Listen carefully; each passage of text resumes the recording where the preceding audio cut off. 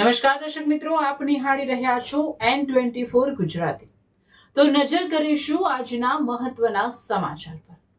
જંબુસરના ડાભા ગામમાં પોલીસનો કડક બંદોબસ્ત, ચૂંટણી પૂર્વે કાયદો વ્યવસ્થા મજબૂત। ભરૂચ જિલ્લાના જંબુસર તાલુકાના ડાભા ગામમાં આજે વેડજ પોલીસનો કાફલો ઉતારવામાં આવ્યો હતો।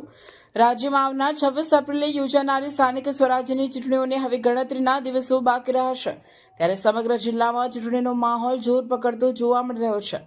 ડાભા ગામમાં પણ રાજકીય ગરમાવો વધતા તંત્ર એલર્ટ મોડમાં આવ્યું છે। લોકશાહીના મહત્વપૂર્ણ પર્વ દરમિયાન કાયદો અને વ્યવસ્થાની પરિસ્થિતિ જળવાઈ રહે તેમજ મતદારો નિર્ભય અને શાંતિપૂર્ણ માહોલમાં મતદાન કરી શકે તે માટે વેડજ પોલીસ સ્ટેશન દ્વારા કડક સુરક્ષા વ્યવસ્થા ગોઠવવામાં આવી છે।